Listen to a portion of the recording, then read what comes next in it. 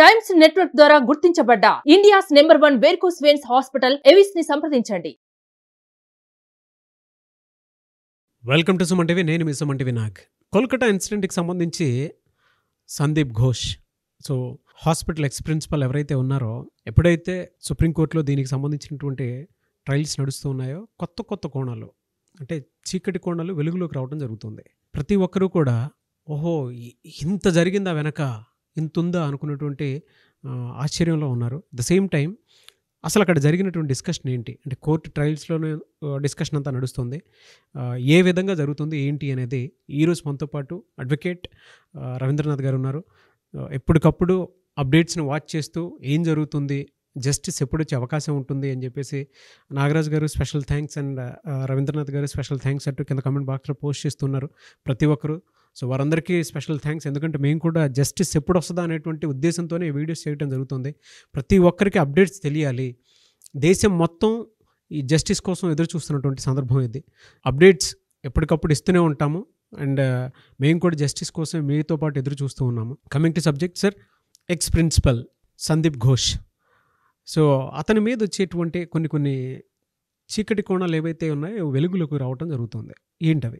నాగరాజు గారు, ఈ కలకట్టా సంఘటనకు సంబంధించి రోజుకి కొత్తగా కొన్ని విషయాలు వెలుగులోకి వస్తున్నాయి. ముఖ్యంగా ఈ ఎక్స్ ప్రిన్సిపాల్ అయినటువంటి సందీప్ ఘోష్ గారి మీద. సందీప్ ఘోష్ అనే వ్యక్తి ఎక్స్ ప్రిన్సిపాల్గా పనిచేస్తున్నప్పుడు అంటే లాస్ట్ ఇయర్ 2023 సెప్టెంబర్లో అపాయింట్ అయ్యాడైనా 23 నుంచి ఇప్పుడు ఆగస్ట్ అంటే ఆల్మోస్ట్ ఒక 11 months అవుతుంది ఆల్మోస్ట్ జాయిన్ అయ్యి. ఇక్కడ ఇంతకుముందు పనిచేసినటువంటి ముర్షిదాబాద్ కాలేజ్ నుంచి ఇక్కడికి మరలా ఆయన రీఅపాయింట్ అయ్యాడు. ముఖ్యంగా ఒక ప్రిన్సిపాల్ బహుశా చరిత్రలో ఎక్కడ ఏ కాలేజీలో ఉండదేమో ఒక బౌన్సర్స్ని పెట్టుకుంటూ వెళ్తాడు ఆయన చుట్టూ. ఆయన నడిచేటప్పుడు ఒక 4 బౌన్సర్స్ ఉంటారట ఆయన చుట్టూ కూడా. ఈ విషయం మీద అదే కాలేజీలో ఎక్స్ సూపరింటెండెంట్ అయినటువంటి అఖ్తర్ అలీ ఇంతకుముందే 23 జూన్లో ఆయన మీద చాలా ఆబ్లిగేషన్స్ మీద విజిలెన్స్ వాళ్ళకి ఒక రిపోర్ట్ రాశాడు. అది కూడా గత వీడియోలు చెప్పాము మనం. అయితే అది కాకుండా ఆ విజిలెన్స్ రిపోర్ట్లో ఉన్నటువంటి విషయాలు మళ్ళీ ప్రస్తావిస్తాను. అది కాకుండా అదనంగా కొత్త విషయాలు ఆయన మీద మనకి తెలుస్తున్నాయి. ముఖ్యంగా ఈ కాలేజీలో సందీప్ ఘోష్ గారు అన్నటువంటి ఈ వ్యక్తి హ్యూమన్ ట్రాఫికింగ్ అంటే ఉమెన్స్ యొక్క ట్రాఫికింగ్ అనేది చాలా విచ్చలవిడిగా నడుస్తూ ఉంటుంది ఈ కాలేజీలో. అది ఈయనకి తెలిసి ఈయన ఆధ్వర్యంలో నడుస్తూ ఉంటుంది ఈ హ్యూమన్ ట్రాఫికింగ్ అనేది. మరొకటి వినడానికి కూడా అసహ్యం ఏంటంటే అవయవాల యొక్క దానం, అవయవాల యొక్క మార్పిడి. ఎవరైతే డోనర్స్ వస్తారో ఆ డోనర్స్ నుంచి సైన్ తీసుకొని ఆ అవయవాలను కూడా అమ్ముకోవడంలో ముఖ్యంగా ఈ ఆర్జేకర్ మెడికల్ కాలేజీ సందీప్ ఘోష్ గారి ఆధ్వర్యంలో పెట్టిన పేరుగా చలామణిలో ఉందన్నమాట. ఇదంతా ట్రయల్స్లో నడుస్తుందండి డిస్కషన్? అవునండి. అంటే సందీప్ ఘోష్ గారి మీద ప్రత్యేకంగా ఆల్మోస్ట్ ఒక 1.5 hour ప్రత్యేకంగా ఒక డిస్కషన్ జరిగింది. దీని మీద సిబిఐ ఏం చేస్తుంది, ఎంక్వైరీస్ తీసుకోమని చెప్పి రేపు థర్స్డే 22nd సబ్మిట్ చేయమని చెప్పి కూడా వాళ్ళకి రేపు ఇవ్వడం జరిగింది.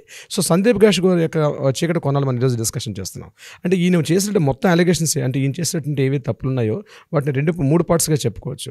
ఒకటి, ఆయన కాలేజీ విషయంలో ఏం చేస్తున్నాడు, స్టూడెంట్స్లో ఏం చేస్తున్నాడు, గవర్నమెంట్కి అనుకున్నటువంటి లావాదేవీలు ఏ రకంగా ఉన్నాయి, దీన్ని మనం 3 partsగా డివైడ్ చేసి చూసుకోవచ్చు. స్టూడెంట్స్ విషయానికి వస్తే స్టూడెంట్స్కి ఎవరైనా ఫెయిల్ అయ్యారు అనుకోండి, స్టూడెంట్స్ అక్కడ వాళ్ళ దగ్గర నుంచి మ్యాక్సిమం 20 to 25% కొంత అమౌంట్ తీసుకొని, అంటే ఈ మెడికల్ కాలేజీలో ఎలా ఉంటుందంటే ప్రొఫెసర్ చేతిలో ఉంటాయండి మార్క్స్ అన్నీ కూడా. More than 65 to 75% marks practicals అన్నీ ప్రొఫెసర్ చేతిలో పెట్టారు. ఇది ఒక చాలా దారుణమైన సంఘటన, మన ఒక దురదృష్టం. దీనివల్ల ఏం చేస్తారంటే స్టూడెంట్స్కి ప్రొఫెసర్స్కి మధ్య మొత్తం వాళ్ళని గ్రిప్లో పట్టుకోవడం చేస్తారు. దీన్ని అడ్వాంటేజ్ చేసుకొని ప్రొఫెసర్స్ పైన ఈయన ప్రిన్సిపల్ ఏం చేస్తారంటే వాళ్ళు ఏదైతే కలెక్షన్ చేస్తారో ఫండ్స్ అన్నాయి irregular attendance. So regular attendance compulsory more than 75% ఉండాలి. సో స్టూడెంట్స్ అటెండెన్స్ విషయంలో కానీ సబ్జెక్ట్స్ ఫెయిల్ అవ్వడం కూడా ముఖ్యంగా ఫస్ట్ ఇయర్ సెకండ్ ఇయర్లో చాలా హార్డ్గా ఉంటుంది సబ్జెక్టు. ఉన్నటువంటి 3 subjectsలో మెయిన్ సబ్జెక్ట్స్ ఈ 2 ఉంటాయి, ఇది ఫిజికల్ అనాటమీ అండ్ బయోకెమిస్ట్రీ. ముఖ్యంగా ఫిజికల్ అనాటమీ చాలా టఫ్ సబ్జెక్ట్, ఇక్కడ చాలామంది ఫెయిల్ అవుతుంటారు. దీన్ని అడ్వాంటేజ్ తీసుకొని ఏం చేస్తారంటే అక్కడ పిల్లల దగ్గర నుంచి కొంత అమౌంట్ డిమాండ్ చేస్తూ దానిలో 25% స్ట్రైట్ అవే ప్రిన్సిపాల్ చేతుల్లోకి వెళ్తున్నట్టుగా తెలుస్తుంది. అంటే స్టూడెంట్స్ వీళ్ళందరూ ఇంటరాగేట్ చేసేటప్పుడు స్టూడెంట్స్ అందరూ చెప్పినటువంటి విషయం ఇది. అన్ని కాలేజీలో బహుశా ఉందేమో తెలియదు, ఇది ఓపెన్ అయింది కాబట్టి విషయం తెలుస్తుంది ఇక్కడ. బహుశా ఇది చాలా దారుణం, స్టూడెంట్స్ యొక్క జీవితాలతో ఆడుకోవడం ఉన్నది. పలానాది లేదు అని చెప్పుకోవడానికి లేదు, ఇన్సిడెంట్ తర్వాత కొత్త విషయాలు వెలుగులోకి వస్తూ ఉన్నాయి కదా. అవును సార్, అవునండి, ఎగ్జాక్ట్లీ. సో స్టూడెంట్స్ కాలేజ్ పరంగా, ఇకపోతే కాలేజీలో కొన్ని కోట్ల రూపాయలు, కొన్ని 100 కోట్ల రూపాయలు ఫండ్స్ రిలీజ్ అవుతుంటుంది మెడికల్ ఎన్ఎంసీ నుంచి. సో టెండర్స్ కానీ లేకపోతే శానిటేషన్ వర్క్స్ కానీ అలాగే ఆ బాడీస్ పర్చేజింగ్లో కానీ వీటి ప్రతి బడ్జెట్లో అంటే ప్రతి విషయంలో టెండర్స్ విషయంలో ఒక నెపోటిజం ద్వారా తనకుంటున్న ప్రతి లావాదేవీలో ఒక పర్సంటేజ్ సందీప్ ఘోష్ గారు మాట్లాడుకుంటారు అని ఈరోజు ఏదైతే మీడియా ఎంక్వైరీ చేస్తుందో ఎంక్వైరీ కొత్త విషయాలు బయటకు వస్తున్నాయి. ఇట్స్ సిట్ అంటే స్పెషల్ ఇన్వెస్టిగేషన్ టీమ్ ఎంక్వైరీ చేసే విషయాలు. Court is different. సిట్ ఇంట్రాగేషన్లో ఇన్వెస్టిగేషన్లో బయటపడుతున్న వాస్తవాలు ఇవన్నీ కూడా. అంటే కొన్ని వందల మందిని ఇంట్రాగేట్ చేస్తున్నారు సిట్ ఇన్వెస్టిగేషన్ ఆఫీసర్స్. అంటే it's a process of the court proceedings. So సిట్లో మనకి ఇవన్నీ కొత్త విషయాలు. స్టూడెంట్స్ పరంగా ఈ రకమైన ఇన్ఫర్మేషన్స్ వస్తున్నాయి. At the same time particular women's trafficking అని మనం మాట్లాడుకున్నాం. ఉమెన్స్ భయభ్రాంతులు గురవుతుంటారట. ఈ ప్రిన్సిపల్ ఎప్పుడు పోతాడా అని ఎదురు చూసేటట్టుగా ఉంటుందట కాలేజీలో. సో థర్డ్ పాయింట్, గవర్నమెంట్స్కి అంటే అక్కడ ఉన్నటువంటి ఆ లోకల్ బాడీ గవర్నమెంట్స్కి ఉన్నటువంటి వీళ్ళకి అంటే ఇందులో ఒక పర్సంటేజ్ షేరింగ్ కూడా వెళ్తుంటుంది.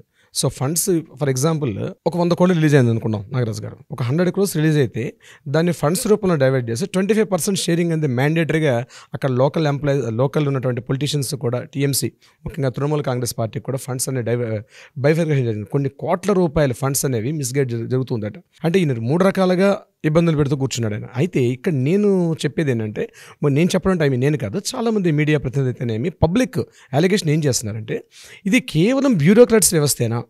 ఎందుకంటే గవర్నమెంట్ మెడికల్ కాలేజ్ పనిచేయడం అన్నది కేవలం బ్యూరోక్రాట్స్ కాదు కదా. ఈరోజు వాళ్ళు మాత్రమే పాయింట్ అవుతున్నారు. సందీప్ ఘోష్ కానీ, ఇప్పుడు వైద్య ఆరోగ్య శాఖ మంత్రి మమతా బెనర్జీ గారిని ఎందుకు ఇంట్రాగేట్ చేయలేకపోతున్నారు?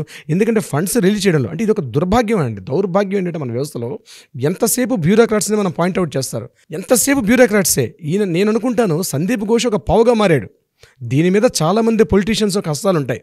కానీ అన్ఫార్చునేట్ యాజ్ ఎ జ్యుడిషియరీ పర్సన్గా నేను చెప్తున్నానండి, పొలిటీషియన్స్ని కూడా దీనికి సంబంధించిన మంత్రి ఉంటారు కదా, ఒక మంత్రి ఉంటారు, ఆ లోకల్ బాడీస్ ఉంటాయి అక్కడ, ఆ మంత్రిని కూడా ఇంట్రాగేట్ చేయాల్సిన అవసరం ఉంటుంది. వాళ్ళు కూడా సమన్స్ పంపించాలి, వాళ్ళని కూడా తీసుకోవాలి. ఎందుకంటే ఫైనల్ శాంక్షన్ దట్ ఈస్ వాళ్ళ చేతిలో ఉంటుంది కదండి. అవును. ఇప్పుడు మీకు అర్థమైంది నాగరాజు గారు, ప్రతి పాయింట్లో కూడా రాజకీయ నాయకులు అనేవాళ్ళు ఎస్కేప్ అయిపోతూ ఉంటారు. పెద్ద చేపలు అవి, వీళ్ళు మాత్రం ముందు కనిపించే ఎర్ర చేపలు ఇవి. కానీ మీడియా దృష్టి ఏమవుతుంది, ఎంతసేపు కాలేజీ ప్రిన్సిపాల్ వీళ్ళు కొంతమంది ఇంట్రాగేషన్ చేసిన టైంలో సిట్ అధికారులకు ఇంట్రాగేషన్ కొత్త విషయాలు వస్తున్నాయి. కానీ ఈ సిబిఐ కానీ సిట్ కానీ ఎవరు చేయలేని పని ఏంటంటే పొలిటీషియన్స్ని టచ్ చేయలేకపోతున్నారు. నేనేమనుకుంటానంటే డెఫినెట్గా పొలిటికల్ ఇన్వాల్వ్మెంట్ ఉంది. మంత్రి ఉంటుండే, మంత్రి ఫైనల్ అథారిటీ చేసేదెవరు? శాంక్షన్ అథారిటీ ఉండేది మా వైద్య ఆరోగ్య శాఖ మంత్రి కదండి. సో చేసేటప్పుడు ఆవిడ ఎందుకు ఇంట్రాగేట్ చేయకూడదు? ఆవిడకి ఎందుకు సమస్య? ఈ విషయంలో రాజ్యాంగంలో చట్టాల యొక్క సవరణ జరగాలి, అమెండ్మెంట్స్ జరగాలి. ఎప్పుడైతే అమెండ్మెంట్స్ జరుగుతాయి ఇంకా న్యాయం జరిగే అవకాశం ఉంటుంది. సో ప్రతి ఒక్కరు ఒళ్ళు దగ్గర పెట్టుకుని పనిచేస్తాడు. కేవలం బ్యూరోక్రాట్స్ మాత్రమే ఫోకస్ చేసి పొలిటీషియన్స్ ఏదో దీనికి అతీతులు, చట్టానికి అతీతులు, కోర్టులకు అతీతులు అయితే కాదు కదా. సో సుప్రీంకోర్టులో ఈ పాయింట్ రైజ్ అయ్యే అవకాశం ఉంటుందని నేను అనుకుంటున్నాను. అంటే ఎలాగో ఒక ఫాస్ట్ ట్రాక్ కోర్ట్స్ వస్తాయి, దీనికి రిజల్ట్ వస్తుంది, విక్టిమ్ కేసు బాధితురాలు న్యాయం అవుతుంది. నేనేమంటానంటే ఈ విషయంలో బ్యూరోక్రాట్స్ మీద టోటల్ ఫోకస్ వస్తుంది. రాజకీయ నాయకులు తప్పించుకు తిరుగుతున్నారు. రాజకీయ నాయకులను కూడా ఇందులో ఇన్వాల్వ్ చేయాలి. ఒక మంత్రి, దానికి సంబంధించిన ఆరోగ్య శాఖ మంత్రి, ఏ డిపార్ట్మెంట్ అయితే ఆ డిపార్ట్మెంట్. ఇప్పుడు పోలీస్ డిపార్ట్మెంట్ అనుకోండి, హోమ్ మినిస్టర్ని పిలిపించండి. అక్కడ హోమ్ మినిస్టర్ ఎవరు? ఇక్కడ అది కూడా మమతా బెనర్జీ. నాట్ ఓన్లీ నేను కలకత్తా ఇష్యూ చెప్పట్లేదండి.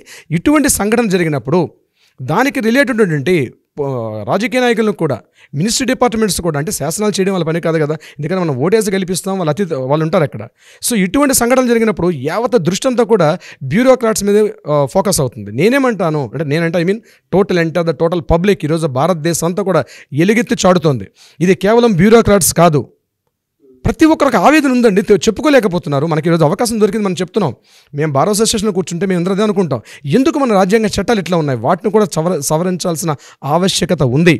ఎప్పుడు ఏం చట్టాల ఆవశ్యకత వస్తుంది అంటే కేవలం బ్యూరోక్రాట్స్ మీద కాకుండా రాజకీయ నాయకులను కూడా, దీనికి సంబంధించిన మంత్రులు, వాళ్ళను కూడా పిలిపించి వాళ్ళను కూడా ఇంట్రాగేషన్ చేసినప్పుడు డెఫినెట్గా ఇంకా అద్భుత న్యాయం ఉంటుంది. ప్రతి ఒక్కరూ ఒళ్ళు దగ్గర పెట్టుకుని పనిచేస్తారు. ఈరోజు సందీప్ ఘోష్ అనే వ్యక్తి కేవలం ఒక పాపి మాత్రం, ఒక పావుగా ఉపయోగించుకుంటున్నారు. పెద్ద చేపలను కూడా తప్పించుకు తిరుగుతున్నాయి. వచ్చిన అవకాశం ఎలాగో వచ్చింది. ఇతనికి ఉండేటువంటి ఇన్ఫ్లుయెన్స్ కూడా ఇతనికి ఉంది. ఇతను ఎలాగో ఇన్ఫ్లుయెన్స్ చేస్తున్నాడు, బట్ ఒక ఇన్ఫ్లుయెన్స్లో పనిచేస్తాడు వీళ్ళు. ఆయన ఈరోజు ఇమీడియట్గా రిజైన్ చేశాడు. రిజైన్ చేసిన immediate with in fraction of అవర్లో ఇమీడియట్గా ఆయన ఆ రిజైన్ యాక్సెప్టెన్స్ ఇచ్చి వేరే కాలేజీకి ట్రాన్స్ఫర్ ఎవరు చేశారు? ఆయన్ని కూడా చేసే అధికారం ఎవరికి ఉంది?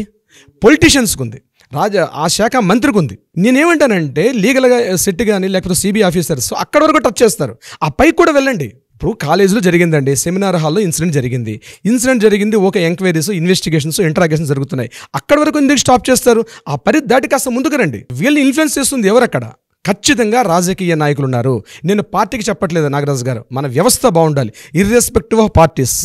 పార్టీలు కాదు ముఖ్యం, భారత ప్రజల యొక్క భద్రత ముఖ్యం, రక్షణ ముఖ్యం. ముఖ్యంగా దీని మీద సరైన సమూలమైన మార్పులు రావాలి. రాజ్యాంగ చట్టాల్లో మార్పులు జరగాలి, అమెండ్మెంట్స్ జరగాలి. ఎంటైర్ రాజ్యాంగం చట్టాల మార్పు చెందినప్పుడే ఇటువంటి మరలా జరగకుండా ఉంటాయి. రాజకీయ నాయకులు కూడా ఇందులో, వైద్య ఆరోగ్య శాఖ మంత్రి కూడా ఇందులో మార్చాలి. ఆవిడ్ని కూడా సిబిఐ ఇంట్రాగేట్ చేయాలి. చేసినప్పుడే అంటే ఒక ఆవేదన అండి. మేము జ్యుడిషియల్ వ్యవస్థను చూస్తున్నాం, అరే వీళ్ళు ఎందుకు బలైపోతున్నారు బ్యూరోక్రాట్స్, ఇదంతా జస్ట్ నా ఒక ఆవేదన. ఎన్నో మీడియా కథనాలు Definitely గా చూస్తూ అంటే మనతో పాటు చాలా మంది ప్రజలు కూడా అదే ఆవేదనతో ఉన్నారు. ఎగ్జాక్ట్లీ అదే ఆవేదనతో ఉన్నారు. వాళ్ళ సలహాలు సూచనలు కూడా కింద కామెంట్ బాక్స్లో మనకు సపోర్ట్గా పెడుతూ ఉన్నారు. అంటే అవును ఎంత త్వరితగతిన జస్టిస్ జరుగుతుంది అనుకునేటువంటి ఆవేదనతోనే వాళ్ళు కూడా ఎదురు చూస్తూ ఉన్నారు. అవును సార్. లక్కీగా మీరు నేను అంటే ఎప్పుడైతే స్టార్ట్ చేసామో ప్రతి ఒక్కరూ మనతో పాటు రావటం అనేది నిజంగా మన అదృష్టం అని చెప్పేసి అవును సార్, చెప్తాను. exactly. ఏ వాళ్ళందరూ కాజ్ పేరు కోసం పేరున అయితే మనం- హానెస్ట్గా చెప్తున్నాను సార్. సార్ జనరల్గా ఒక ఇన్సిడెంట్ని మనం కవర్ చేసేటప్పుడు మాట్లాడేటప్పుడు వేరు, ఇప్పుడు ఎప్పుడెప్పుడు న్యాయం జరుగుతుంది, ఎప్పుడెప్పుడు న్యాయం జరిగేలా చేస్తారు అనేటువంటి దాంతో చాలా నాకే కొన్నిసార్లు ఆందోళన వచ్చేస్తుంది. అరే అవును. ఒక అతి కిరాతకంగా ఇంత దారుణంగా ఒక మనిషిని ఇలా చేసినప్పుడు ఎప్పుడు జస్టిస్ వస్తుంది అనుకునేటువంటి ఆలోచన నాకు ఉంది. సెక్షన్ 375 ప్రకారం murder and rape, gang rape అన్నది అప్లికబుల్ అవుతుంది ఈ కేసులో అన్ని చోట్ల. కానీ ఒక ప్రభుత్వ ఉద్యోగి, ఒక గవర్నమెంట్ ఎంప్లాయ్ తన ప్రిన్సిస్లో తను సుపీరియర్గా, ప్రిన్సిపల్గా, సూపరింటెండెంట్గా ఉన్నటువంటి మెయిన్ ప్రిన్సిస్లో ఇట్లాంటివి జరిగేటప్పుడు మరి కాస్త చట్టాలు, ఇంకా గట్టి చట్టాలు రావాలండి. టాస్క్ ఫోర్స్ NTF ఎలాగో ఇప్పుడు కొత్తగా ఇంప్లిమెంట్ చేస్తే దాని సంబంధించి మనం వేరే వీడియోలో మాట్లాడదాం. సో ఈ పర్టికులర్ విషయానికి వస్తే ఒక గవర్నమెంట్ ఎంప్లాయ్ తను ఒక సుపీరియర్గా ఉండేటప్పుడు తన ఆధారంలో ఉండే కాలేజీలో ఇటువంటి సంఘటన జరిగినప్పుడు కేవలం 376 ఎలాగో జనరల్గా అప్లికబుల్ అవుతుంది. ఇది కాకుండా అదనంగా మరికొన్ని సెక్షన్స్ ఏర్పాటైనప్పుడు గవర్నమెంట్ ఎంప్లాయీస్ కూడా, ప్రిన్సిపల్స్ కానీ, సూపరింటెండెంట్స్ కానీ, డీన్స్ కానీ వాళ్ళు ఒళ్ళు దగ్గర పెట్టుకొని ఒక బాధ్యతయుతంగా పనిచేసే అవకాశం ఉంటుంది. ఈ ఇష్యూ కేవలం ఇది కలకత్తా వరకు మాత్రం పరిధి కాదండి. యావత్ దేశం, ఆ సేతు హిమాచలం కూడా ప్రతి మెడికల్ కాలేజీలో, ప్రతి మెడికల్ ఇన్స్టిట్యూషన్స్ అందరూ కూడా వాలంటీర్గా రోడ్డు మీదకి వచ్చి నిరసన తెలుపుతున్నారు వీళ్ళందరూ కూడా. సో డాక్టర్స్ అనేది ఒక అద్భుతమైన ఒక బాధ్యతయుత ఒక వృత్తి అది. సో ముందు ఇక్కడ ప్రక్షాళన స్టార్ట్ అయితే మిగిలిన డిపార్ట్మెంట్స్ కూడా వెళ్తాయి. చూద్దామండి, చాలా త్వరగా మాత్రం దీనికి సంబంధించినటువంటి జస్టిస్ రావాలని త్వరగా వస్తుందని అనుకుంటున్నాను నాకు. ఎందుకంటే గడిచిన 8వ తారీఖు నుంచి ఈరోజు జరిగిన సంఘటనలు చూస్తే ప్రతి రోజుకి ఒక చేంజెస్ కనిపిస్తున్నాయి, ప్రతి మార్పు కనిపిస్తుంది. ఎంత చేంజెస్ అని ఇంతకుముందు ప్రీవియస్ కేసెస్ మనం ఎక్కడికన్నా కనిపించలేదు. ఎంటైర్ దేశం అంతా ఒకే టాపిక్ మీద ఉన్నారు. సో సందీప్ ఘోష్కి ఖచ్చితంగా ఇందులో ఒక కీలకమైనటువంటి వ్యక్తి కాబట్టి ఆయన్ని పిలిచి ఇంట్రాగేట్ చేసినప్పుడు పెద్ద పెద్ద తలకాయలు కూడా బయటకు వస్తారు. Thank you sir, thank you so much అండి. థ్యాంక్ యూ అండి.